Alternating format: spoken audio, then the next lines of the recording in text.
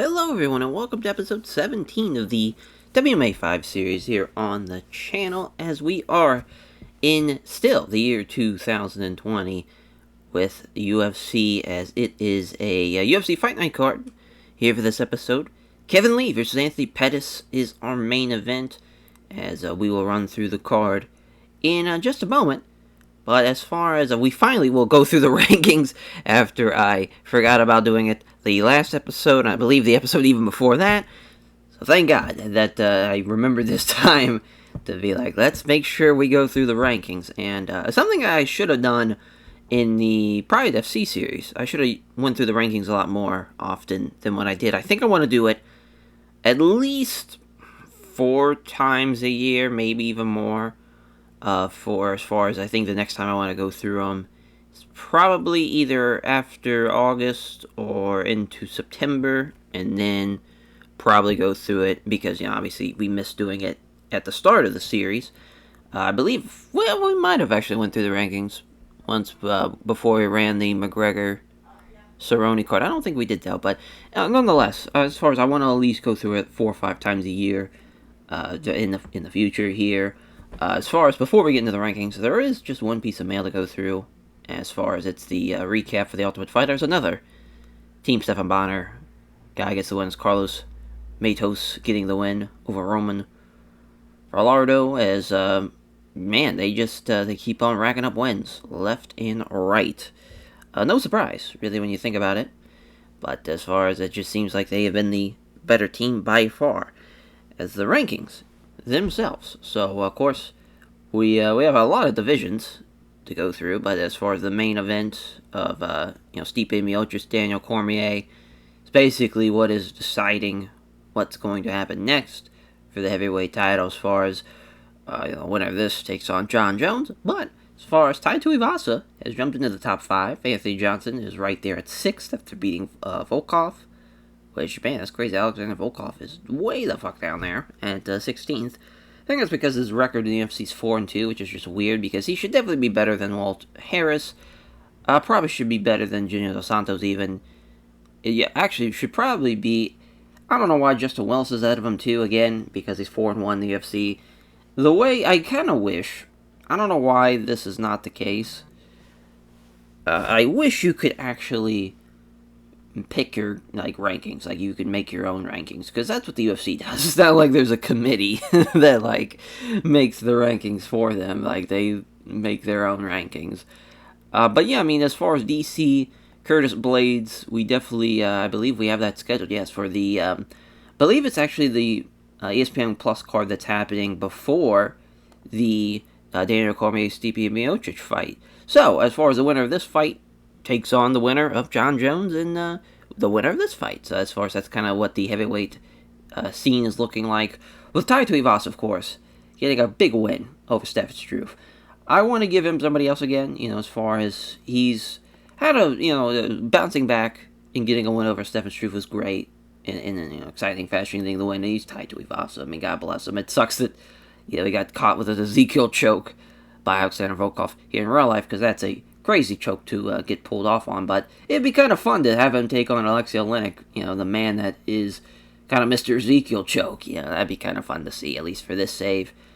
So potentially, that might be something we do. I think, he's taking on Blagoy, as far as just a battle between 8 and 9 there, and I think Overeem, he is scheduled to fight, if I remember correctly, he is scheduled for the Fight Island card. Oh, no, it's the Fight Night card against Tabora. So there is that. So he's taking on the 11th ranked fighter. I think Justin Wells, is he taking on Shamil? Yes, he is. So yeah, I figured so. Yeah, Sambo Dagestan. Well, no, he's not Dagestan, actually. He's just a Russian Sambo fighter taking on Justin Willis there. And I believe Pavlovich, he's taking on Latafi at the Miocic Cormier card in July. Hoping for a big win there for Sergey Pavlovich. And I think Maurice Green, I believe he is scheduled to fight Cyril Gane on this card. Yes, he is. So we'll start off the card with that. That's going to be a fun-ass fight. The Pirate, Maurice Green, the 6'7" kickboxer against Cyril Gane. That's going to be a fun-ass fight. Of course, he lost to Alexei Olenek via neck crank back in January.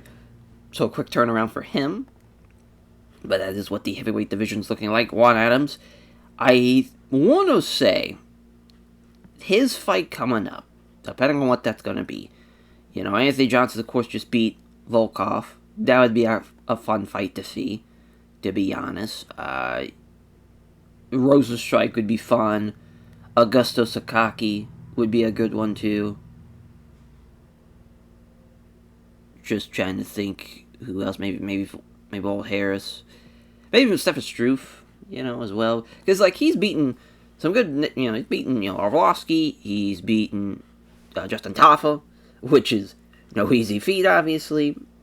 As, I just think that'd be a good idea to give him now a kind of potential top 15 guy. It's funny, Francis is 14th there, when if he would have not failed a drug test, he'd be fighting the winner of Cormier or not even just the winner of Cormier and Miocic, be fighting the winner of John Jones versus Miocic and Cormier. So just a terrible turn of events for that man. That's a big bummer. It's kind of funny though. If we want to, I won't do it, but he can technically fight on Fight Island. So that's just kind of funny that you can do that, since there's no, as far as really they don't. It's not regulated over there, I guess. You can use anybody that is not going to fail a drug test. So that's pretty great, or that will fail a drug test. That's the heavyweight division.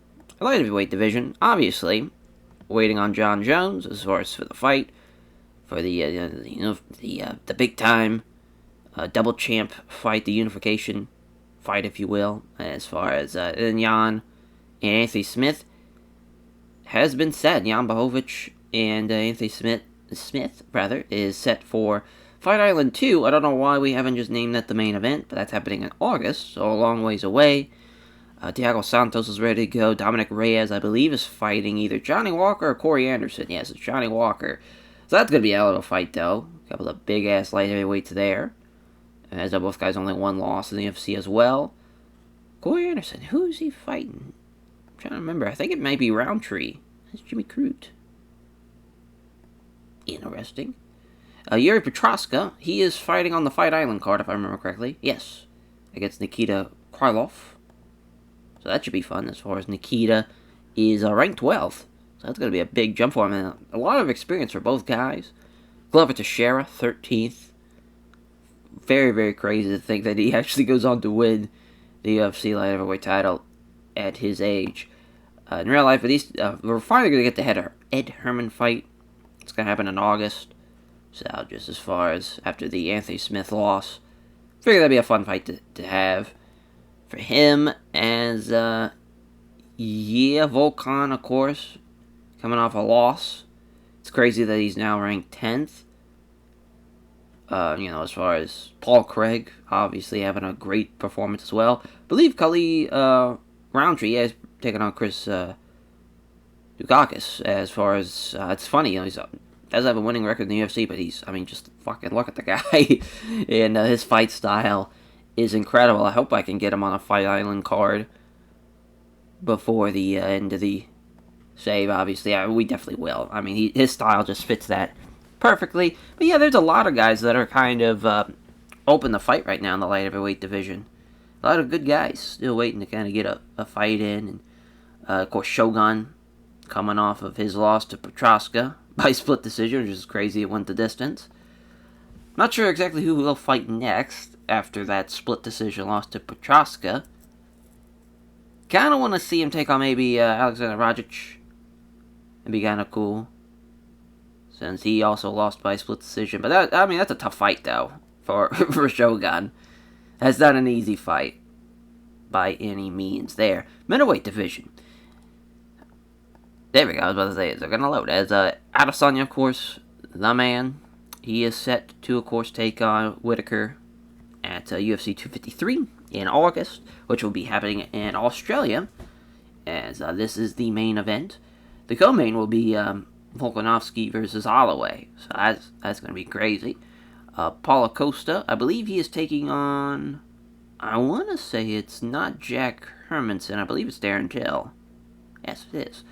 That's happening at the Pennington Nunez card. That's happening in June. So that should be fun. That's going to happen in Brazil. Jack Hermanson, he's taking on Zach Cummings. That is also the Woodley Dos Anjos card. I believe that's happening in Missouri, which, so the hometown kid in Zach Cummings gets a big-time opportunity there. Now, mainly, Kevin Gastelum, Derek Brunson, still waiting for an opportunity to maybe fight. It's tough because, I could probably have those guys actually fight each other. That would probably make a lot of sense, to be honest. It's just Derek Brunson's on a 3-fight win streak, so... And he just beat, top 10 guy as well. Actually, no, he wasn't. Edmund was not ranked highly, I don't think. Yeah. Oh, he was? Yeah, Brunson was 9th. He wasn't ranked. So, yeah, never mind that. But, 22 years old, though, is Edmund. Chabazania, as that's crazy. Rodolfo Ferreira is in the rankings there. Brad Tavares still waiting for a fight for that man as well, after he lost to Antonio Carlos Jr. by split decision, which, if I remember correctly, from the Barboza Charles Oliveira card, I believe, Brad Tavares should have won that fight. Yep. Because I gave him the performance bonus. Yeah. That's what I thought, from what I remember. Yeah, I mean, as far as fighting Adesanya, he could use a win. He could definitely use a win, does Brad Tavares. We might have him take on either Marc-Andre Borriet or Trevin Giles. Bruno Silva, being in the rankings, is pretty wild. He's taking on Kevin Holland, though, on the UFC 251 card. It's a big step up for Kevin Holland.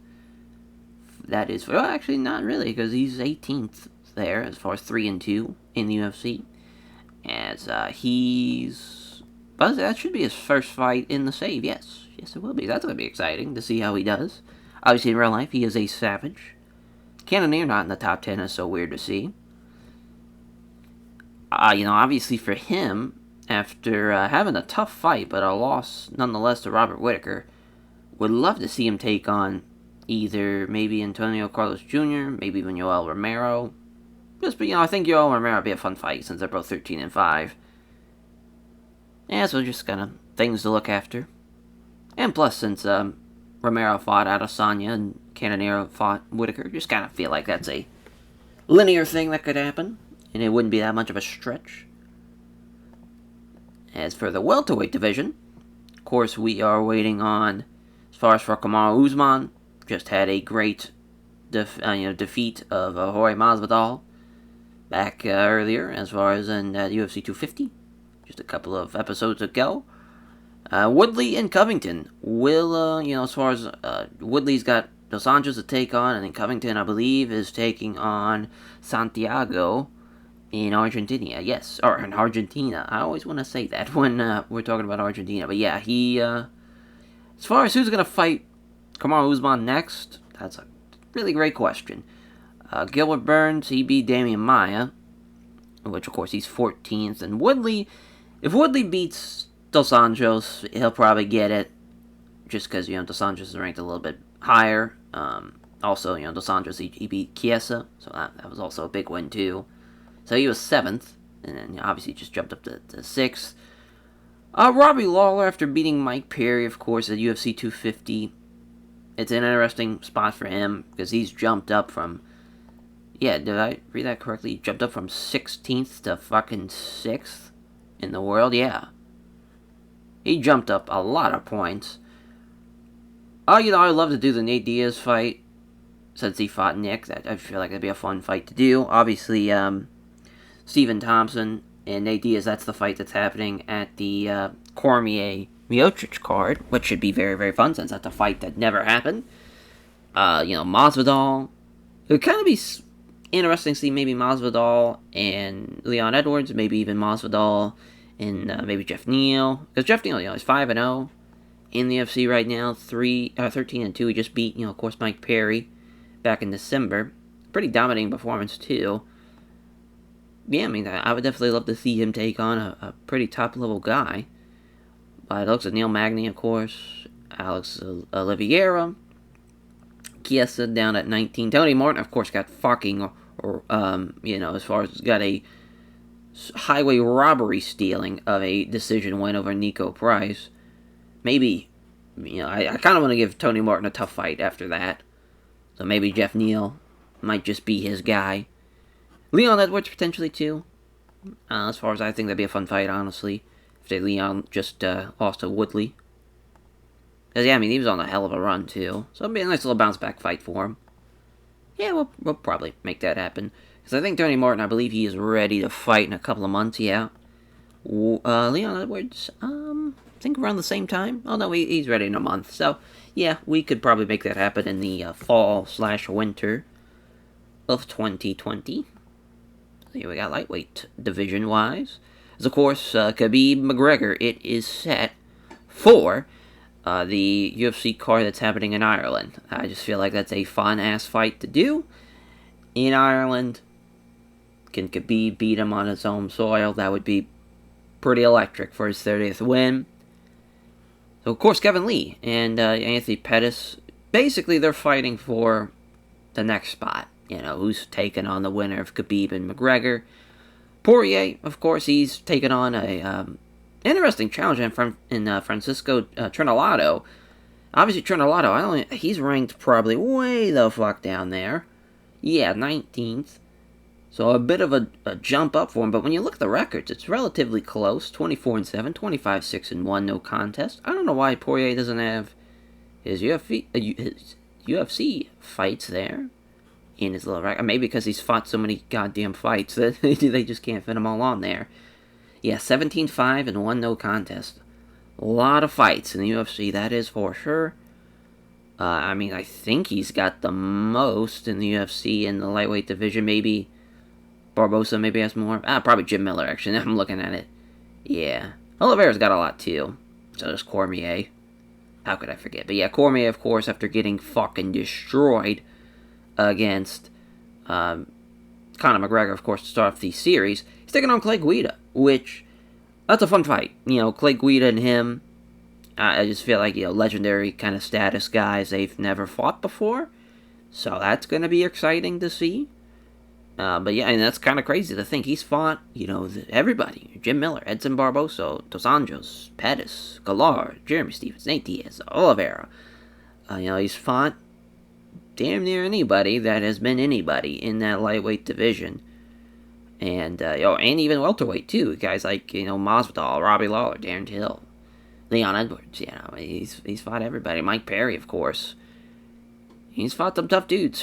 Ferguson, Gaethje, and McGregor's a kind of murderer's row of guys to take on. So that it's going to be nice to have someone be kind of like on his level as far as a veteran that is looking to really bring it. And Clay Guida's not ranked too, so that's a great fight for him. Still have not decided a fight for Islam. We're waiting to see who I want to, as far as that, give a big opportunity to Islam to really make a statement. I was thinking Tony Ferguson. I was thinking that. I think that would be a pretty crazy fight for Tony after being, taking a title fight to Islam is pretty nuts, but also I think it'd be kind of well deserved. It'd be a big fight for both guys too, so. But potentially that, maybe even Jim Miller, just to kind of have him take on like a veteran dude after he destroyed Scott Holtzman. Just an idea. Because Jim Miller should be ready to go relatively soon. Yeah. Oh, he's got a medical suspension, so he's got a while to wait. Because I'm not sure exactly when, maybe even Beneil Dariush. That'd kind of be a fun fight to see. After, of course, Dariush just lost to Kevin Lee. Which is crazy. I think he was ranked pretty high. Yeah, he was 18th when they fought. Now he's already down to 24th. I feel like that's, or he's 20th, rather. He's 24th in the world. I feel like that was a bit of a drop for him. But yeah, just, that lightweight division's stacked. There's so many great guys, so much talent. Can't really go wrong with a lot of matchups. Featherweight, though. Boy, oh boy. We're waiting on the Volkov-Holloway fight. winner of that fight takes on Ortega, of course, after Ortega just beat Chan Sung Jung in our previous episode.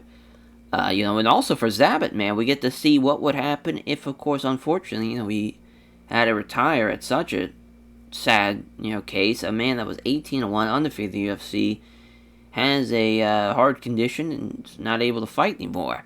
So at least in this save, it's kind of like, well, we'll get to see what would happen if, in fact, he could have kept on fighting.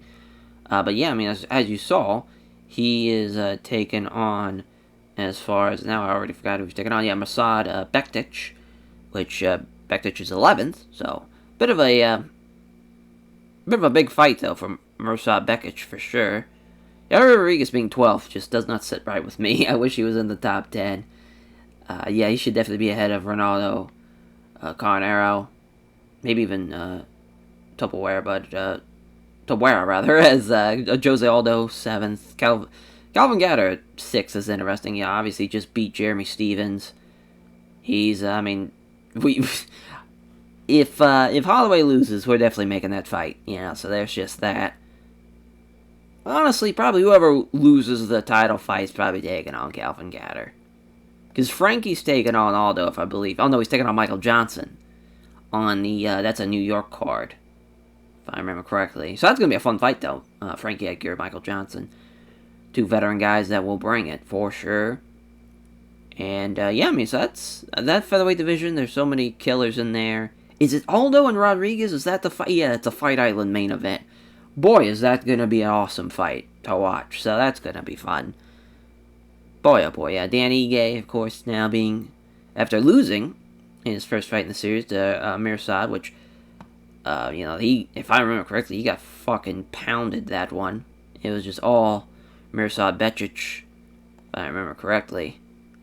Yeah, just laid and prayed on him the whole time. It was pretty brutal. Tough break for 50K Ige, but, Josh Emmett, top 15th. Shane Burgos, 14th. Stevens, of course, in the top 15 now. Yeah, just as far as that's, it's a big-time fight. Big-time fights on the horizon for the featherweight division, for the bantamweights. Of course, with Cejudo Sandhagen, that is on the horizon. We're just waiting on Cejudo to get healthy again. I believe we just gotta wait a couple of weeks. Actually, I don't know if we gotta wait, 3 months, so we'll be waiting for that. But yeah, Cody Garbrandt, of course, he's got Jimmy Rivera, which is going to be a big fight between basically the number one contendership fight. Uriah Faber's dominating performance has really impressed me, as far as he's probably going to jump over Casey Kenny. Who knows, Pedro Munoz, of course. He's taking on Dominic Cruz at the Miocic Cormier card. So that should be a fun fight to see. Marlon Cheeto Vera, of course, 20th. John Dotson at 17th after his somewhat sad performance over Ray Borg. So we'll see how that plays out for him. Aljamain Sterling wildly being 10th is so weird to see after only losing to Sandhagen. He's taking on Yayar in August, which Ronnie Yayar, I thought he was ranked higher. I don't even think he's ranked. I'm looking at it. Oh, no, he is 24th. Yeah, it's a big step up for him. Rafael Cunha is 18th. Peter Yan is 12th. That is so weird to see as well. Of course, Dillashaw failing his drug test, so we won't have him till next year. I would love to have him take on Uriah Faber. I think that'd be a very, very fun fight. Faber always, in real life, ducked that fight. But they should definitely have fought. That would have been pretty fun to see. And, we have him basically scheduled. It's weird that we have him scheduled already for the 260 card. The plan is to have him take on Faber at that card. So, as far as, we'll probably, I think Uriah Faber will be ready to go in like a month. Yeah, we'll probably give him maybe one more fight after he destroyed Moraes. Maybe Pedro Munoz, potentially, maybe even, as far as Cody Garbrandt, potentially, if he loses to Jimmy Rivera. Just an idea. But we probably won't do that. Don't think that would be something that they would want to do, but you never know. Maybe even Aljo. Yeah, if Aljo beats Yaya, as far as that would be a fun fight to see. Ray Borg also did really well, so maybe Ray Borg, Faber. A lot of different scenarios. That bantamweight division is pretty deep, full of talent. And it's hard to believe, Cheeto's there at 20th. The flyweights, as far as, there's not a lot of them, unfortunately, but it is such a fun-ass division, of course. We definitely want to bring in more and more flyweights, so that's kind of the plan right now. It's just what a murderous row, though, of that basically top 10. From Benavidez to Moreno to Kai Kara Francis, Rodrigo Bonatorin, Alejandro Pantoja, Brandon Royval, Jair de Silva, and then obviously Figgy. The plan is that Figgy and Silva happening, yes, at the Pennington Nunez card. That is the co-main. Royval will probably take the winner of that one, since, obviously Royval beat Pantoja. Kai Kara Francis, I'm not sure exactly who he'll fight, because right now it's, Hector Sandoval isn't fighting anybody. Kind of want to see him and Benavidez, after, of course, Benavidez just got knocked out by Figgy. So maybe that, potentially. Yeah, there's definitely want to get more flyweights in, that's for sure, because the flyweight division, anytime you have a flyweight main card fight, I don't know what it is, but those guys just bring it every time, at least in real life. I'd say even so far in the save, they've done really well. So the women's featherweight division is basically, it's dormant, pretty much. When Nunez retired, it destroyed the division. And, of course, the Pennington Nunez fight is actually a featherweight title fight. So maybe that might open it up a little bit. Who knows? And then for the bantamweight title, as far as, obviously Nunez has won. But, the way the game works, it cannot register two people in, one person in two different divisions, Jesus. As, Ketlin Varela should just beat Yana. As I believe I want to have her take on, I'm trying to think who, I think we want to have her take on Marion Reneo, which is crazy at 42 years old. She is still kicking ass out there. Or maybe not. No, now I'm thinking about it. Somebody had just because Aldana beat her, which is just weird that Aldana is ahead of her, because that makes no goddamn sense. So really, Aldana should be second, but that's just the way it is. Randoming's taking on Juliana Pena at 254. Is it Lena Lonsberg? Is that who it is? No, she just lost Aspen Ladd. I'm just going to click on Yana just to see. Yeah, she lost to Ketlin Varela and Aspen Ladd. That's right. So, yeah, I believe we're going to do the Varela-Aspen Ladd fight. If Aspen Ladd wins, probably have her take on Nunez. She doesn't win, Aldana's getting the title fight. Just kind of is what it is. Jermaine Randamine, though, if she beats Pena, we might have her take on Aldana. That wouldn't be a bad idea.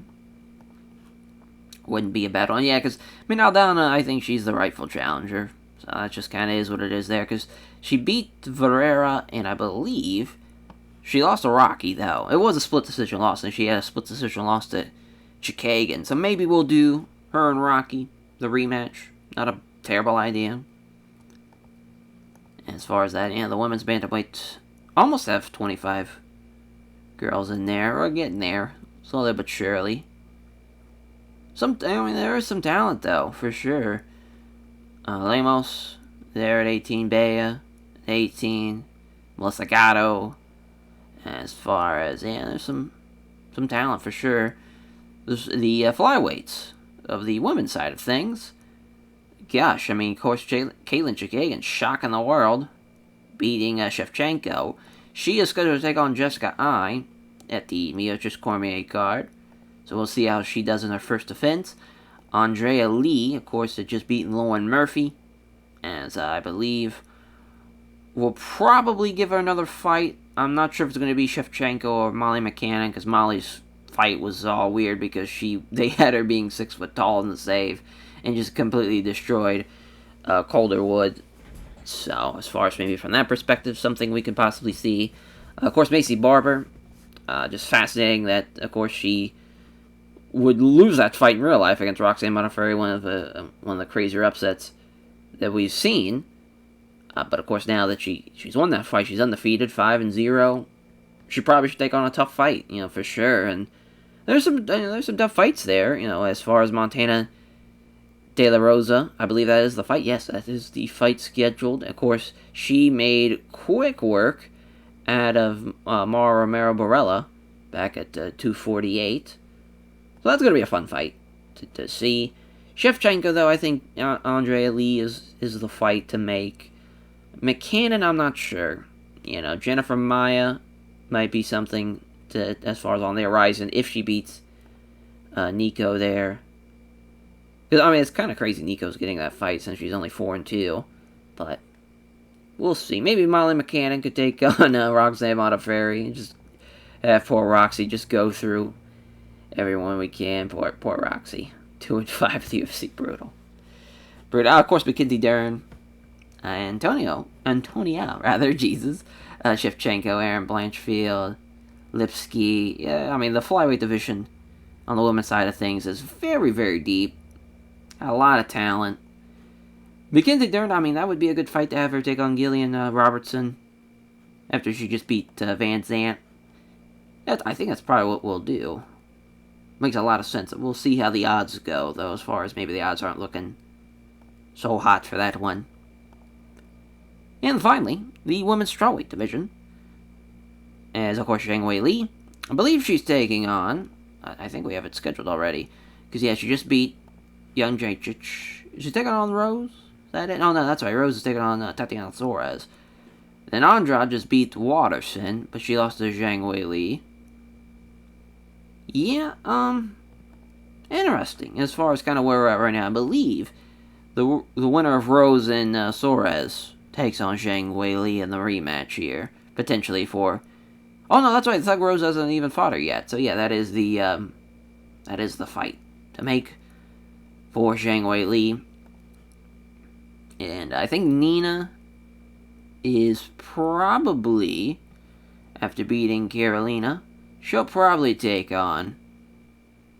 Yeah, she's lost to Suarez before that. So yeah, I think the fight would definitely be potentially her and Andrade. Claudia, as well, 18-7. She just beat Garasso. She beat her at the, of course, the very first episode. So that'd be nice to maybe potentially see her and either Nina or even her and Andrade. Of course, Carla Esparza, I'm very, very nervous about booking her, because her fights are usually pretty goddamn boring, because she just wrestle fucks you to death. And I'm not trying to get involved in all that. As maybe give her Cynthia Calvillo. Yeah, that might be a fight to make. It's tough because the strawweight division, there's a lot of draws. There's a lot of not so interesting contests. Maybe have Joanna Jędrzejczyk and Carla Esparza, at least, because I know Joanna's gonna bring it. So there is that. Of course, Angela Hill lost. Alexa Garasso, after losing, is still 11th, so that's not a bad case for her. Yeah, it's a very, very close division. Very, very close, actually. There's a lot of talent in the strawweight division as well on the women's side of things. A lot of tough-ass girls. Then there's Courtney Casey. Just had to do a drive-by shot there on her. But yeah, now we could actually get into the fights. But, 30 minutes of that breakdown. Good to see a lot of what's going on in the future, for sure, as far as what's on the horizon, what's the plans. So that's nice. That's a nice thing to kind of do, as far as to really let everybody know what's going on. Is that Kevin Lee, Anthony Pettis, Tom Breeze, and Ian Henzinki, as far as... that definitely is not how you pronounce that. I fucked that all up. As Leah Letson and Macy, as well at a 145, or as far as a women's featherweight fight. One of the rare occasions you see that. Ricky Simon and Adrian Yanez, my God, as I about had a stroke. Cyril Gahn and Maurice Green, of course, kicking off the show as a heavyweight kickboxing bout. Damn near. I don't think there's going to be a takedown in that one. Jessica Rose Clark against J.J. Aldrich to kick off the, or not kick off, rather, main event, the prelim. Leron Murphy against Bryce Mitchell. That's a 145er. As Alan Jorban against Brian Kamazi. Oh my god, that is not it either. Karmazi. No, that's not it either. There's not an R. We'll just say Kamosi. As Brian Kamosi. That is how you pronounce it. Yeah, as Alonzo Minfield, though, taking on Sparbek Savrov, as Sparbek Savrov and Alonzo Minfield, at 205. Big time fight in another heavyweight contest, this time kicking off the prelim, is Yorgan de Castro against Rafael Bazoa. I believe this was supposed to take place at the Brazilian Fight Night card. And it's a pretty close fight, though, on the betting lines at least, from the looks of it. As Leron the Miracle Murphy, of course, the 21st ranked featherweight. As Alan Barama Jarban returns to losing to Dwight Grant. A lot of big time. Tom Breeze, of course. Fearless Tom Breeze. Fights for the first time since May of 2018. Big comeback for him, of course, the Colorado native. I believe he's the Colorado native in that one, as we'll take a swig for the working man here. Because I am dying of thirst. It's Kevin Lee. He is coming in with a lot of momentum, 5-inch reach advantage. Both guys have finished 3 of the last 5 opponents. I don't think those ones go into the scorecard the way this is going. The Motown Phenom and Anthony Showtime Pettis. Again, just shows you how crazy the fight business is. Fucking Kevin Lee is now retired, and Anthony Pettis is not in the UFC right now. And here these guys are fighting for a potential title fight. Very, very wild to see. But yeah, Kevin Lee, of course, he just had a tremendous showing against Beneil Dariush. Was very, very impressed with how he did. And as far as, it's wild to think, he was looking like not the greatest of records going into 2020. As far as if you kind of look at his last 6 fights, had 3 losses. But as far as he's turning around, he's got a nice little win streak for the first time since the mid-2010s. Maybe we get a run here from Kevin Lee. He's still only 27. That's another crazy thing. Super fucking young. I mean, that guy is just... He's got a lot of potential to do a lot of big things at lightweight. Because just for somebody as a wrestler like he is, not a lot of lightweights that have that type of wrestling ability. Matchup-wise, as far as in the top, 5 or 10 guys. And, Anthony Pettis, of course, has a great, Taekwondo background.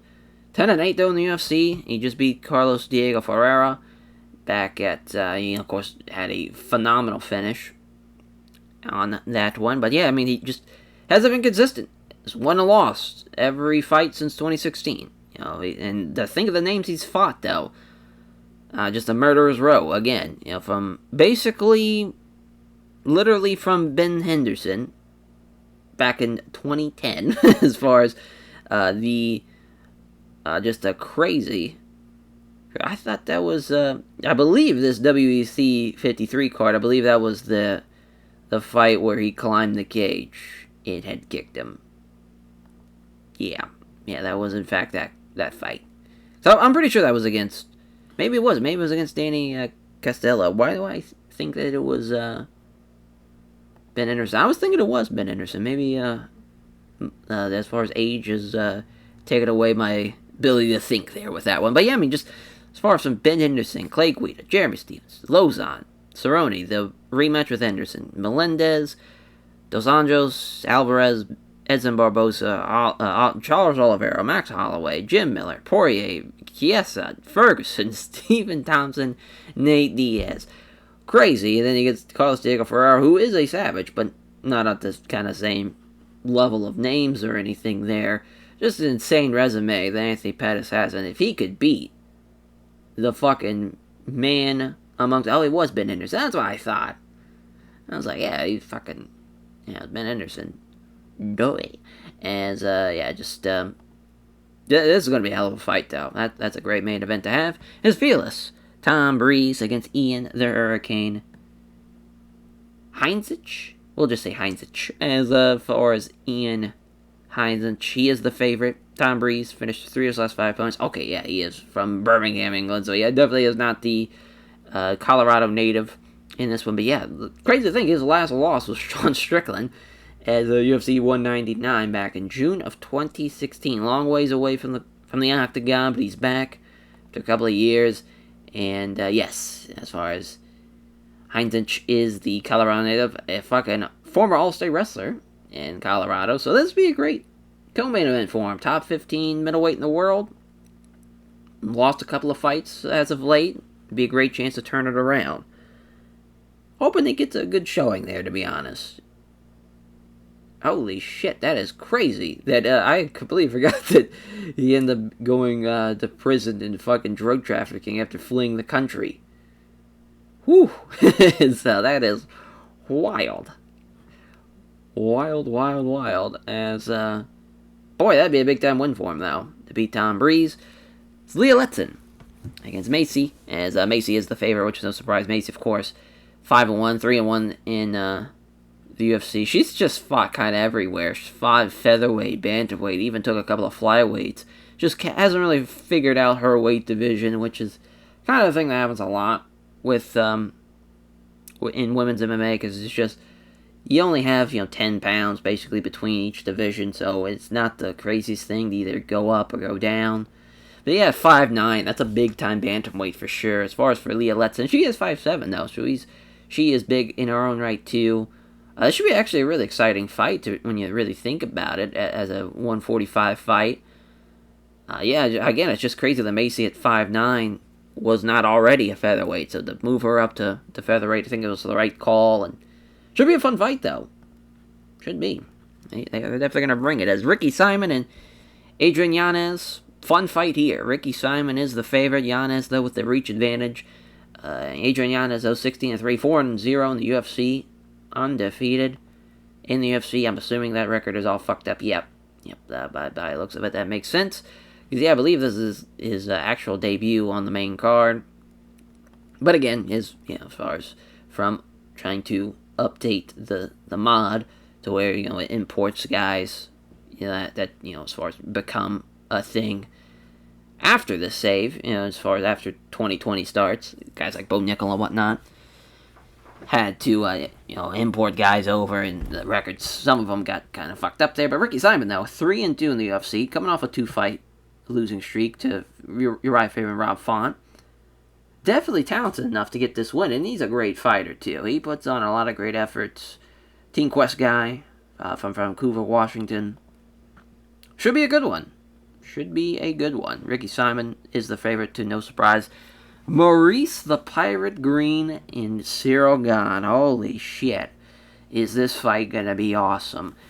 I mean, it's crazy. Gahn's not the favorite, but again, as far as another guy that, it's actually caught up. Yeah, so that's perfect. So yeah, I mean, just obviously very, very impressed with what he did kickboxing-wise, and I think a lot of people, his showing, of course, in his previous contest in real life, it was like, oh yeah, this guy's actually really good still. It's like, well, yeah, he took on John fucking Jones. Like, it's tough. And there's a lot of times I think that happens a lot in the mixed martial arts world where somebody loses and people immediately shit on them, and I hate it.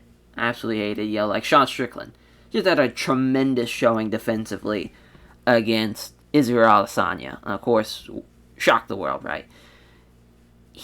And everyone was just kind of giving Adesanya excuses, just like, oh, he fights too much, he had a terrible game plan. It's like, no, man, he got outboxed for 4 out of the 5 rounds, and honestly, even the second round, if Sean just would have landed a little bit more strikes, he probably could have won that round too.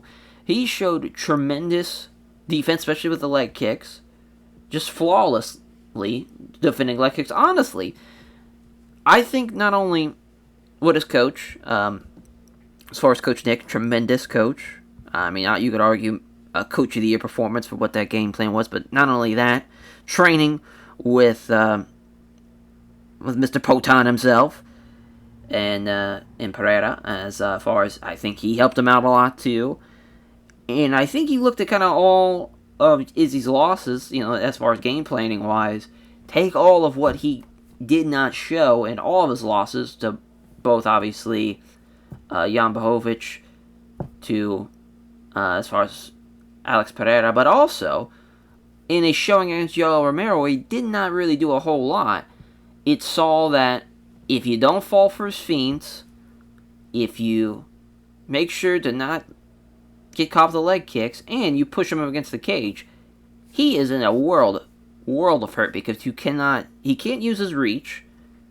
He's not really the greatest counter striker, mainly because he closes his eyes when it gets close enough to strike with somebody. I don't know why he does that. He probably should not do that, but that's another story for another time.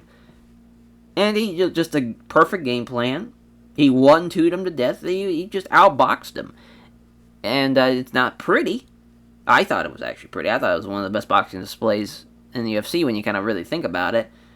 From what no one believed in the guy, and he just, as he said, he was going to go nut to nut with him and see who was going to be the better man. And he absolutely did. And you got to be crazy enough to do that, though. That's another thing. You just got to be, when you're such a heavy underdog like that, when no one believes in you, you got to believe in yourself. And you just got to say, fuck that shit. I'm doing this game plan, and it will work. But yeah, as far as, and just to kind of circle back to Cyril Gahn, he's still an incredible kickboxer. He just, he got stuck against John Jones as one of the greatest ever, and then Francis Ngannou was pretty interesting. He got wrestled against him. I don't think Gahn was kind of ready for that, though, at the same time. But that's going to be a fun fight to kick off the main card, as Jessica Rose Clark against J.J. Aldrich. Aldrich, the 21st ranked of women's flyweights. Of course, Jessica Rose Clark is 22nd. Aldrich has won 3 of her last 5 fights, and Clark hasn't won since January of 2018. She is the favorite, though. Aldrich only has one backer. She is from Denver, Colorado, the Colorado native there. Main event in the prelim. So got a lot of momentum, too, on her side. But yeah, Jessie Jess herself, Miss Jessica Rose Clark, she's, the Australian native, had a couple of tough fights, but some good showings, though. I think she's someone that definitely brings it. She is tough. Tough. Great Muay Thai clinch, too. Yeah, see there. Yeah, it's great Muay Thai clinch, especially because a lot of girls, they don't really use that a whole lot, because for some reason, with women's grappling, I don't know what it is. I don't know if it's because they're so small or what it is, but everyone kind of sees the judo float over, that kind of float over judo toss. Every time a girl goes for that, the girl on the receiving end actually just lands first and blocks it. It's so funny because anybody else in any other weight class that's bigger, that's happening no problem. They're getting swept and they're having a great position. But in women's MMA, for some reason, I don't know if it's because of weight, momentum, whatever it is, it just never works out. You see that a lot, where girls will go for it and completely give up their back by doing that. Because they don't have the strength or the momentum to flip them over. It's very, very odd. But yeah, just as far as that's going to be a fun main event for the prelim. Ron the Miracle Murphy, as Murphy taking on Bryce Thug Nasty Mitchell, though. Bryce Mitchell, of course, the second man to ever pull off the twister. We'll see. Of course, that hasn't happened yet. As far as, as far as to think, yeah, as you see there, as UFC delayed was an accident with a power tool to his manhood. Yeah, he is all about it, is Bryce Mitchell. And that's going to be a fun fight, though. I think it's going to be a lot closer than what the Blurcast stat picks make it believe. Has Alan Brahma Jorban taking on Brian the Mantis Camozzi, as Camozzi is the underdog for sure. Brian is coming in at 7-5, 0-3 in the UFC. Basically, he's fighting for a job at this rate, and because he's a Colorado native, he gets this opportunity. But yeah, terrible record. Not looking good for him, because Alan Jorban, this is just a great comeback for him. A guy that was hard to believe. His first pro fight was in 2011 against Kyle Griffin, and he's been in the UFC since 2014. He's fought a lot of tough guys. He's beaten Mike Perry and Bilal Muhammad. And he has fought Ben Saunders and beat him. Fought Nico Price, Gunnar Nelson. He has fought some tough dudes. This is a tough fight. Very, very tough fight for the Mantis there. As Alonzo Minfield against Safarov. Yeah, I mean, Alonzo Minfield has the talent, has the skills to really make something happen physically wise. He's a menace in there. We'll see how the Sambo Russian fighter is going to do, though. I just don't see it, though. You never know, though. I mean, I didn't think he was going to beat Aksar Kamar, and he dominated him. And of course, a dominating performance. So maybe he'll dominate again. We'll see. And then the opener, heavyweight contest, Jorgen De Castro against Rafael Bezoya. Bezoa, rather, Jesus, as, that's, something's fucked up here, yeah, because Rafael Bezoa, and then Barboza is, as far as for the name there. I think that's his nickname, though, but I don't know. Something's fucked up, but yeah, he's just never going to weight advantage of, as far as he's a huge-ass heavyweight, but, Jorgen De Castro is the favorite, as just a big motherfucker, though, at 5'11", 250. He is a trunk, and he knocked out Justin Tafa. So that shows you how tough that guy is. Listen, UFC heavyweights, MMA heavyweights in general, are just incredible, because it could be over in an instant with those guys. I mean, you gotta hope it doesn't go past the first round for a lot of these fights, because they'll just be gas. It's gonna be brutal. Honestly, if they took away a round, if they made heavyweight fights 2 rounds, or if it's tied, they give them a third one, or, they have it go to a judge's scorecard or something, that might be for the best. I don't know. That may be, in some cases. I wouldn't say all cases, because there are some heavyweights that can absolutely go. But for the most part, I would say, especially on the prelim side of things, it's usually just slaughter. It's a slaughtering happening. As Yi Levine's the referee, though. Cage side judges here. Opening bell, they touch gloves. Castro lands a left hand and a big right hand there. It's a nice little 1-2. He's already breathing hard 60 seconds into the fight. That's fucking hilarious. As Barboza steps in now. Let's see what he's got. A nice little jab. Avoids the big right, though. He's already tired. He's got a hold of him now. Look for the takedown. He's got him. Oh, boy. He's trying to get out of position here. Yeah, passes already, but he's ready for it. And the scramble against and De Castro takes his back. How about that? The tired-ass Jorgen De Castro is looking for a rear naked choke. Can't get it, though. If he's get the body triangle, this might be it. But he can't quite get it, though. He's still trying. Oh, wow, he escapes. Look at them, both of them, back to their feet. As, Rafael looking for a clinch. Not happening, though. Quick punches and landed, though. Again, still looking for a grappling chance here for Rafael. But a nice little 1-2 from De Castro, who I feel like is going to go into... He's going to need a triple bypass surgery at this rate, as there's a jab that's wide and scores with the right cross. There's another right hand for the jab is wide. Well, I mean, he definitely won the round, I would say. Really? They're giving it to Rafael. He literally, all he did was had the takedown, and then De Castro took his back. I don't get that at all. Alright, so the second round. Jab is wide, lands the right hand. As Rafael's looking for a grappling, started again. Castro lands a left jab, big right hand misses. Bobbing out of the way of a jab, moves into the pocket. And there's a crunching right hook now. God damn, he is still just pouring it on him. Crazy, yeah, there's a straight right now. Now, Rafael clinches up with him, looking for the takedown. He's got the takedown. Yeah, Jorgen De Castro's completely gassed. But again, unreal. Another back taken. And now he's looking to fuck him up here. Now he's got his back, and he stops the fight. What an incredible job from Rafael Bezoya. First of all, Jorgen De Castro has maybe I've seen Bob Sapp have more stamina than this man here. That was shocking. What does oh, damn, we can't see it. What is... Because, man, that is real bad. That is real bad to not have any stamina like that. That's so funny. It's hilarious. What a start. So what a win, though. What a win. Somehow survives the onslaught. Does Rafael Bezoya. And it looks like he's, no doubt he's got some charisma about him. So there you go. Thanks everyone at Top Brother MMA, all his various sponsors, and all of his friends, family, and supporters. As Alonzo Minfield and Sabarek Savarov as for his minus 630 favorite. Jesus, for Alonzo Minfield, Steve Mazzagatti, cage side judges. Here we go. We're going to just start the timer here as I take a swig again for the working man. Because my throat is killing me. As I've been running ragged here. As Savarov now looking like he's trying to get a grappling exchange going, but he does not want to get hit by a nice 1-2 there from Minfield. Jabs wide, catches him with the right hook again. Oh my god, just fucking him up there, crunching right hook. But man, Savarov's a tough fucker, so he's going to have to keep on going. Well, as I say that, there's a sensational head kick that probably knocked him down. Yep, sure did. And looking to finish the fight, and he will there. Steve Mazzagatti pulls him off of him.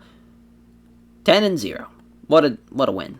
What a fight. Obviously, easy win for Alonzo Minfield with the minus 630 favorite, but that man will be a problem for sure, as he thanks everyone connected to Fortis, as Fortis MMA, all of his various sponsors and all of his friendly friends and supporters. Naming a local club, Alonzo Minfield thanks everyone invites everyone along to his post-show winners party to celebrate him. Alright, so Brian the Mantis Camozzi taking on Alan Barama Jorban. Boy, oh boy.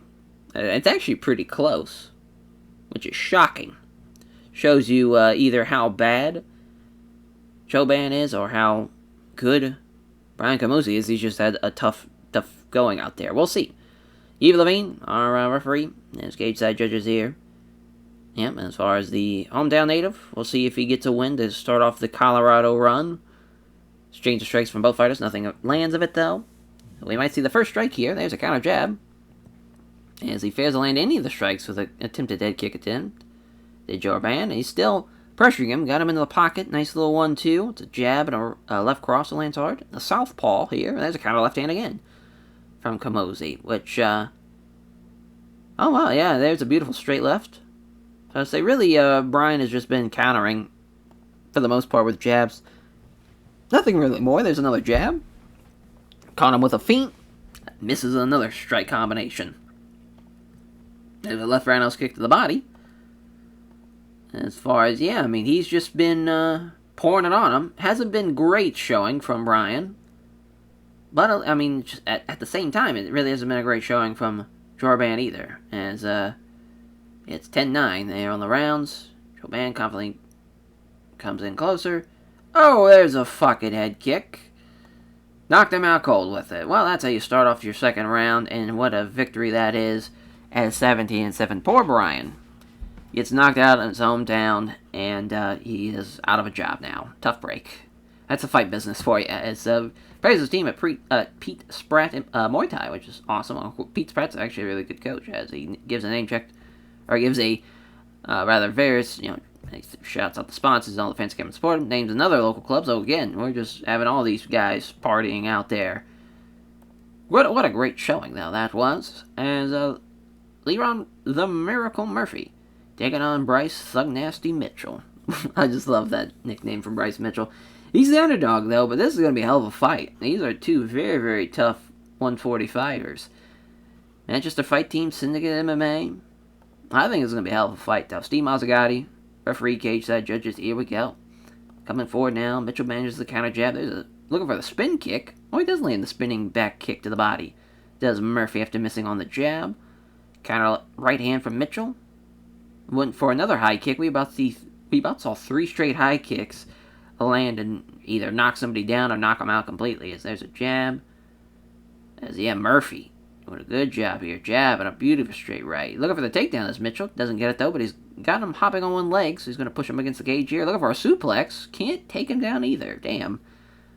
Ron Murphy's a tough fucker. That is for sure. They separate. As a quick flurry of 3 punches from Murphy, as they all hit, and also lands the roundhouse kick to the body. Yeah, Bryce Mitchell's having a tough day out there. But he gets the takedown. There we go, single leg. See what we can do on the ground. Pushed him back, as far as using his legs, but up then Bryce Mitchell Seizing that opportunity, gets side control now. Looking for mount, can't get him. That would have been crazy. Blocks his attempt as he tries to transition the guard, as Murphy. Yeah, he's staying in control. That's a great showing, though. He lost the round, but if he can do that here in the second, Leroy Murphy's in trouble. And there's a counter right hand, doesn't land, though. Off the counter, Murphy opens Mitchell up with a feint, and there's a nice leg kick there. There's a jab and a body kick. Yeah, Leroy Murphy, just a little bit too much for him standing up-wise. But Bryce Mitchell, again, his grappling is so fucking good. Oh, and Mitchell catches the kick to the body now. He's in big trouble here. He got him against the cage now. Hard foot stomp, looking for the suplex. Can't get that suplex either. Looking for it again. Yeah, that time he gets it. Slams him down. Murphy's got a full guard here. Bryce Mitchell might win this round. We'll see. He took him down with about halfway point in the round. A few right hands. Murphy can't push him back. Can't scramble either. Boy, oh boy. Just Bryce Mitchell. He is a menace. And Steve Mazzagati's going to stand him up, luckily. Leroy Murphy, though, he's getting tired. Mitchell for another takedown. Can't get it, though. Brilliant sprawl. He's doing a good job defending takedowns for the most part. He just got caught there. Yeah, definitely I would say Bryce Mitchell won that round, though. I'd say it's 1-1. We got to go into the final round to decide it here. Nice jab and a roundhouse kick to the ribs from Murphy. Murphy's just got to make sure he stays standing, and he should be fine. There's a big right hand. Left jab, misses the big right. Can't connect with the jab, hits the right hand, though. So there's a jab and a spin kick to the body. Mitch doing a good job so far. There's a nice 1-2. Looking for another shot here. That's a left hand and right roundhouse kick to the ribs. Yeah, now I would say Mitchell's got to go for a finish, because he definitely is losing this round. 2 counter right hands. There's a there's a jab and then a right roundhouse kick to the ribs. Stumbles into a clinch, does Murphy. He's shattered here. Let's see what Mitchell can do up against the cage, potentially. Oh, wow. Murphy defends it. And now he's got him up against the cage with about 1:20. Looking for the suplex, not happening. Looking for it again, that's not happening either. Yeah, Leroy Murphy with just a beautiful, beautiful display there in the third round. And, he definitely won 29-28. Oh, great. There's always somebody. Cecil Peoples, 29-28 Mitchell. 29-28 Murphy. 30-27 Murphy. Now that is not the right scorecard, but at least the right guy wins. That was an interesting one. Bryce Mitchell losing for the first time in his career. Not a bad showing at all, though, for a guy that was a plus 310 underdog, rather. Did really, really good. Of course, Bryce Mitchell, we know, super, super talented grappling-wise. But Leroy Murphy, he did a great job of stuffing a majority of those takedowns. He fought his ass off, for sure. As Jessica Rose, Jess Clark taking on J.J. Aldrich, the main event, the prelim. As a 125er, the Denver, Colorado native looking to get the Colorado natives a win for the first time on the card. Very, very close, though. Both girls looking for their 10th victory of their careers. Minus 110, plus 100 Australian top team. But it's an American top team. Australian top team for Miss Jessie Jess. Glory MMA and Fitness for Aldrich. Should be a good one, though. Mazzagati staying out there. Cage side judges again. Aldrich gets a good reaction there from the fans. It begins. They touch gloves. They come together and strike. There's a left cross. Good right hand. After missing on the jab, Clark's looking to walk her down. Aldrich with another counter jab. 1-2. Aldrich was equal to that as well. Some great stuff so far. There's a jab and a leg kick. Both girls are really landing here. It's a body kick now. This Miss Clark. Clark doesn't connect with the left jab. Scores a quick kick to the lead leg, though. Scores the jab, misses the right hand. Slipping back the right hook attempt. Attacks with the jab and a nice right hook. Oh, and she rocked her. Oh, shit. She's up against the cage. Oh, what an uppercut. Holy shit. Aldrich looking to finish her off here with a huge right hook, but Clark avoids it somehow. Is staying in there. Is Miss Jessie Jess. That would have been crazy. There's a 1-2 from Clark. Great right hook from Aldrich. These hooks are just brutal from Aldrich. So Aldrich looking at the clock. It's like, alright, I got 2 minutes. Could still look to get a finish here before the end of the round. She's definitely won the round, but also doesn't want to get caught with something crazy from Clark. That's a great leg kick, though, from Clark. There's a counter left hand from Aldrich now. A jab lands. Aldrich dodges the body kick. As, man, another leg kick. Left jab and a right hook. Incredible stuff here. Man, there's a right hand off the counter. And that's actually a nice 1-2 from Aldrich. Oh, my God. But man, what a round. Aldrich won it. But Jessie Jess is still looking good with some of those leg kicks. She's doing a lot of damage with them. We'll see what happens in the second. So far, this has lived up to being a main event for the prelim. Clark misses the left jab, connects with the right hand. There's a 1-2 from Aldrich. Can't hit the step left jab. Hits the nice straight right hand that lands hard. There's another right hook. Brutal off the counter.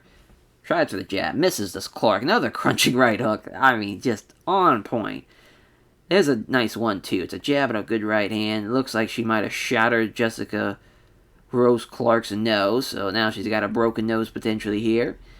Aldrich is coming forward. Two left hands to exchange. Listen, we know Jessie Jess is tough as shit, and she's proven it here.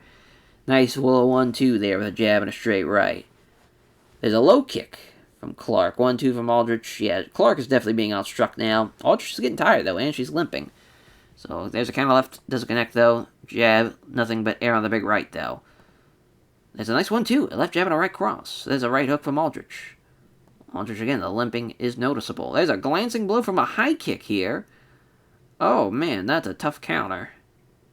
Minute 20 now. Dodges the right hand as Aldrich. Counterattacks with a jab and a left kick to the ribs. What a great second round. I would have loved to see these girls go more than 3 rounds here. This has been phenomenal. I know Clark's losing this fight, but she is so goddamn tough. Now her left eye's probably swollen shut now, probably from the broken nose. So, and she's still ticking, though. Has a left cross right off the rip, and there's a wicked right uppercut up into the jab, and she knocks her out cold with it. Well, that is how you do that. Phenomenal fight. Phenomenal performance from J.J. Aldrich, as she gives a name check there on a WMMA and Fitness. All our various sponsors, all of her friends, family, and supporters. The hometown kid gets the win in a great showing there. On to the main card, the opener. These two behemoths are going to go to war. The Pirate and Ciryl Gane. Boy, oh boy. Very, very close to the betting lines. Fucking Crow Cop team. My God, can you imagine Mirko Crow Cop teaching Ciryl Gane? Oh my God. That'd be nuts. Steve Mazzagati's our free case side judges here. Here we go. Fight begins. A quick exchange strikes to lead to anything. Green's walking him down now. Yeah, good luck. Gone was the counter. Oh, nice little 1-2 there from Maurice Green, though. Quick exchange of strikes. Nothing really comes of it, though. Goes for the leg kick. Does Green. Gane misses the right hand. Counter jab from Gane. A nice roundhouse kick to the body from Green. Green with a left jab. Doesn't connect with the right hand. There's a nice right hook from Gane.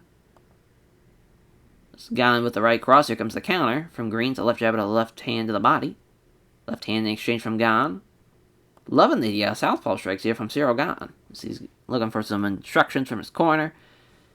Right hook that misses. Here comes a left jab and a head kick that definitely would have been the fight ender if it would have connected. That would have been crazy. Counter jab from Gane. Nice little 1-2 here from Maurice Green, though. Nice jab and a right cross. There's a left hook from Gane. Left jab and a right cross from Green again. Left hook to the body from Green. There's a good right hand from Ciryl Gane. Now they're not even really missing here. There's a left hand from Gane. There's a jab and a leg kick from Green. But Maurice Green's definitely breathing heavier now. Gane misses. Here comes the counter, as he avoided the right hook at the last possible second. That's a pretty good round. Both guys really did a good bit. Maurice Green probably did a little bit more, though. But Gane landed some more powerful shots, so maybe he did more damage. They're going to go 10-9 Green. I'm cool with it. As Green blocks the leg kick, and counters with a jab and a great right hook. That's a great job there. Gane with a counter jab. Green with a 1-2. A left hand and a straight right that lands hard. Scores with the jab again at the right cross. There's a left hook from Green. Now Gane's getting tired. Oh, there's a glancing blow with a high kick. Doesn't land the left jab, but he nails that right cross. Knocks him down to Ciryl Gane. Looking to finish the fight here in the second, and he does. Ciryl fucking Gane is here to destroy in the heavyweight division. Tough break for Maurice Green. He had to fight an absolute savage in there.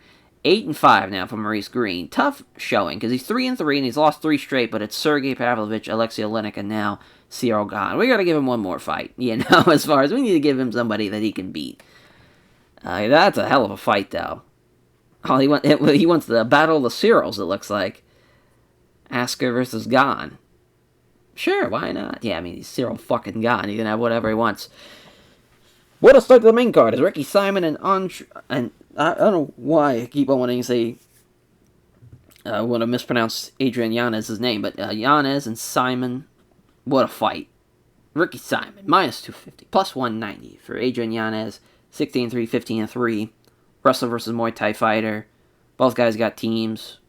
Love it. Herb Dean's a referee. Cage side judges here. Here we go. We're on the way. They both meet in the middle here. And as far as there's 2 out of the 4 quick punches. Does Yanez hit? He misses the right hook to the ribs. There's a great right hook from Ricky Simon. Simon with a left hand exchange. Nice little 2 jabs from Yanez and hits him with a big right hand. That's a great combination. Pair of jabs and misses. Hits the right hand. 1-2 from Yanez. Yanez is, looking a little tense, though, trying to move around the cage. A big head kick, though, from Yanez. Ricky Simon with the jab and exchange comes in fast. Only 3 punches, does Yanez, and he hits him with a straight right. Yeah, Adrian Yanez is a great, great striker. As you're seeing it here, there's a counter of a boy with a beautiful, solid right hand. Yanez with another flurry. 5 quick punches, landing 3 of them. Lands the right hand. Relaxing his shoulders. I mean, Yanez, if he keeps this as a boxing display, he should be fine. It's really once Ricky Simon starts wrestling him. He gets cut, though, after that exchange. Yeah, just a great reach advantage from Yanez again. I think it was a 5-6 inch reach advantage, and he's showing it off there so far. And there's a beautiful 2 left hands into a right cross that lands hard. Yanez is doing exactly what he needs to do in this first round. Definitely won that round. Ricky Simon's got to wrestle him. It just is what it is. But he's going to keep on trying to outstrike him. That's a terrible idea. And it's there. And then Yanez, he slips past the right hook attempt again. And he attacks with a sequence of jabs and a hook to the body that fails to land. Yeah, Yanez with a great game plan so far. Ricky Simon. Can't say the same thing for him. Misses the vicious right hand. But another quick flurry from Yanez. Counter jab that misses from Simon. Nice feint from Yanez, and there's 5 quick punches in the right cross. Jesus Christ. Pair of jabs from Ricky Simon. Quick flurry of punches, and Yanez sees one of his 3 hit home. Misses the big right hand, though. Now Yanez is getting tired. Is Ricky Simon going to at least try to go for something? No. Still 2 left hands with a beautiful straight right from Yanez. There we go. There's the takedown. Single leg takedown. We'll see what Ricky Simon can do on top here with about a minute left. Oh, wow. Ricky Simon is looking to get pushed back here. And as far as Yanez is looking to scramble. But, yep, that's not happening. He's got side control now. See what he can do with it. Looking for, oh my, pounding away here. Oh, shit, he's going to get saved by the bell. Oh, he does. Unreal. Well, what a fucking turn of events for Ricky Simon. Damn near won the fight just like that. Boy, oh boy, yeah, Yanez, you don't want to get taken down here. As long as he keeps it standing, he's going to be fine. Nice 4-punch combination. There's a great 1-2, though, from Ricky Simon. He rocked him. Holy shit. As I say that. Oh, my God. Big right hand. Knocked him down to Ricky Simon. Looking for the finish here. Jesus Christ, what a comeback for Ricky Simon. Unreal. What a fight, though. Yeah, that was incredible. Wow. What a fight. That was awesome, man. That's how you fucking come back. What a fight. I mean, Jesus. He gives a name check to everyone at American Top Team Portland. All of his responses, all of his friends, family, supporters says it was an excellent fight. Really exciting. He's happy that everyone enjoyed that one. So on to the women's featherweight contest. Leah Letson and Macy here. As Chiesin, as far as she is the surprising, I don't think she might have a slight reach advantage, but doesn't have a big one. Taekwondo background, of course, for Leah Letson, the Milwaukee, Wisconsin native, the New Orleans native. They're from Macy. As far as Eve Levine, our referee, cage side judges here. Here we go. They touch gloves. They meet in the center. Letson misses a jab. It's a glancing high kick, though. It's a nice jab at a right hand from Macy. Nice little 1-2. Nice jab at a leg kick from Letson. Boy, these girls are not stopping at anything here. We are just having a slugfest here on the main card. Jeez, now Macy's got her in a clinch here. Got up against the cage here. A couple of short punches. Now Macy looking for the takedown. She's got it. Slams her down on her hands and knees. She's got her back now. Oh, she gets quickly back up to her feet, rather. No, Macy's looking for another takedown. And she's got that, too. They start scrambling, though. And, yeah, Letson somehow manages to come out on top, though. What in the world? A few rib strikes there. Another scramble. Yeah, we're just right back where we were. In north-south with Leah on top. Jesus, Murphy. Both these girls are just tick for tatty. And there's a nice short uppercut against the cage here. What a first round. Yeah, Macy did a little bit more there, felt like. Yeah, she sure did. Had the takedowns, too. Great first round, though. They engage. Here we go. Letson misses a left kick. Oh, misses a leg kick, rather. And she gets countered with a left jab and a nice right hook. Now Macy gets countered here with a quick kick to the lead leg. Jesus, that is a big right hand from Macy. It's another counter. As Letson attacks with another slithering kick to the legs. 1-2 from Leah. As, Macy again with a flurry of great boxing here. What in the fuck is going on tonight? There's something in the water here in Colorado. There's a left jab and a quick kick to the lead leg. Left hand. There's a powerful right hook from Macy that knocked her down. Looking to finish the fight here in the second. Is she going to survive this onslaught? She does. She does so, in fact, after Macy overcommits, and it's a scramble. Oh, and now Macy's up against the cage here. Holy shit. She's going for another takedown here. Excellent leg trip. Looking to get the crucifix now. Oh, my God. Holy shit. Unreal. As now he's just going to use some small strikes here. Doesn't want to get really, doesn't want to overcommit like she did last time, potentially. Now Macy gets pushed back now. Looking to get some ground, yeah, and catches her in the guard, does Letson. And now looking for a leg lock is Macy. Holy shit, looking for a sweep now, and it's a sweep. Jesus Christ. What a fight.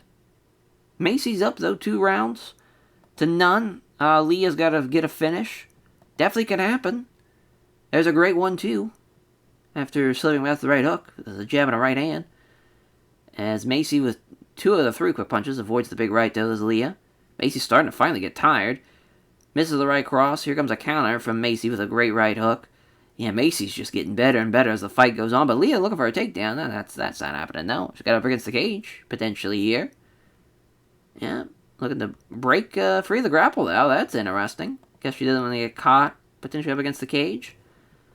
Lands a left jab, fails on the body kick, though.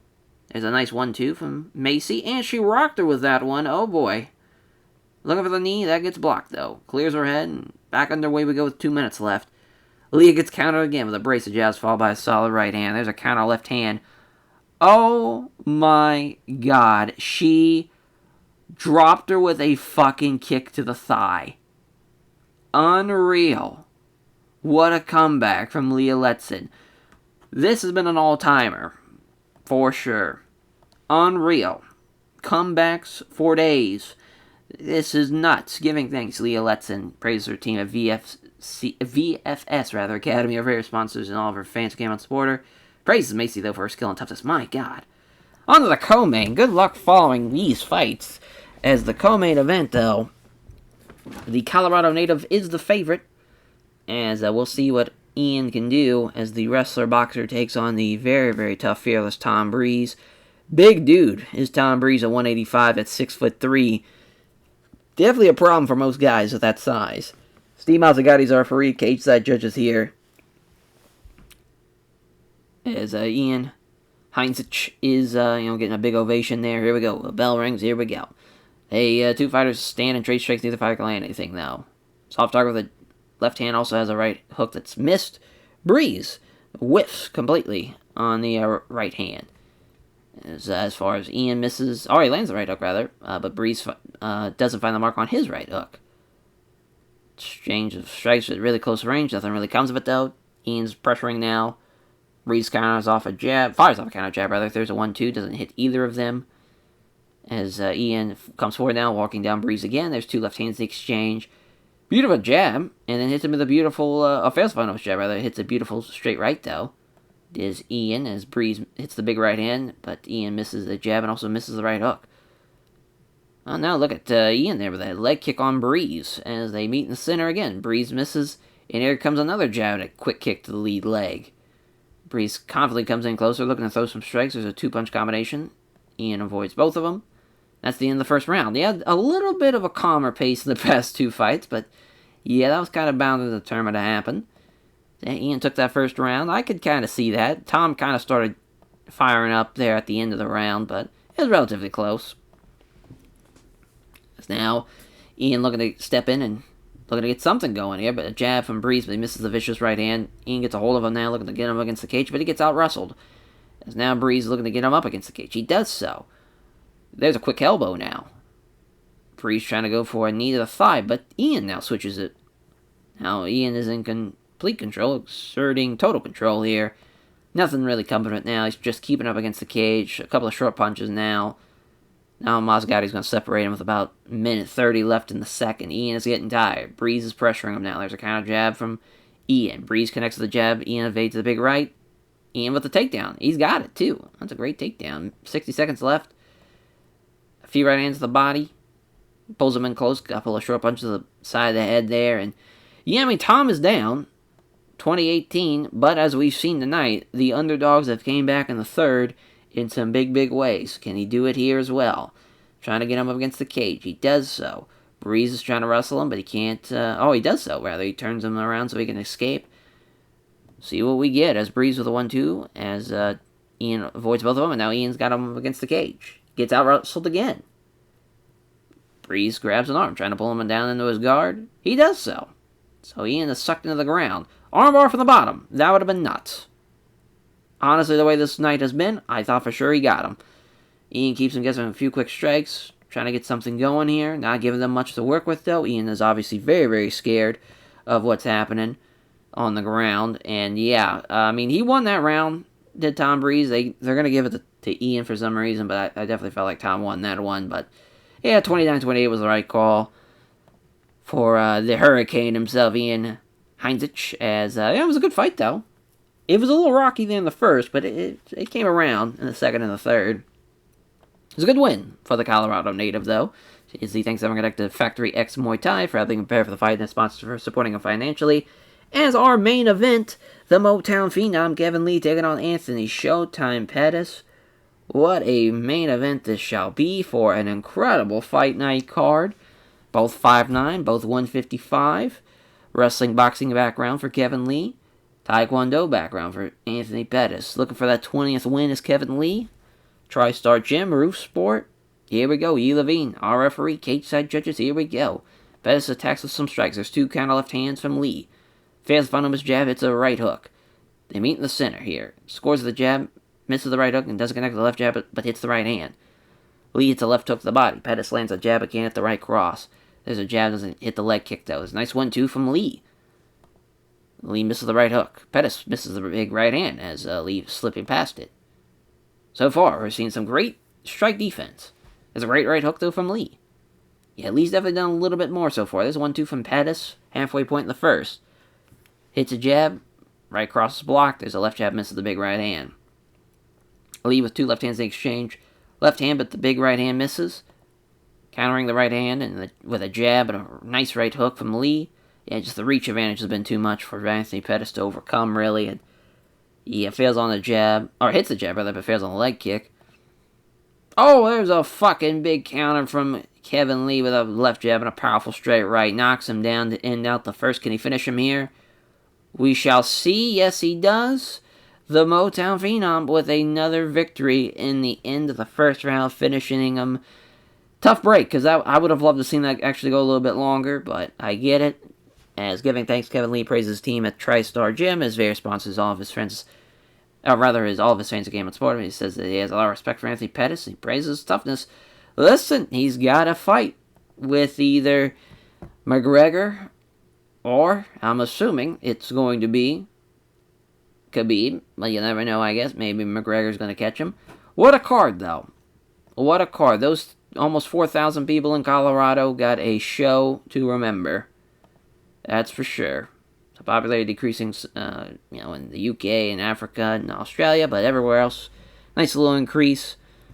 Oh yeah, we'll give a performance bonus for Kevin Lee, and for Letson, for Ricky Simon. I actually want to give it to, Yanez and Macy. A lot of people deserved a lot of great performances, though. I'm giving it to both Rose and Aldrich for what they did, and yeah, that's fine by me.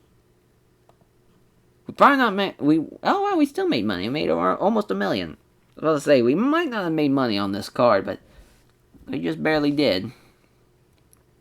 Yeah, I think the people that got rewarded, I think they earned it. Jessica Rose Clark is tough as shit.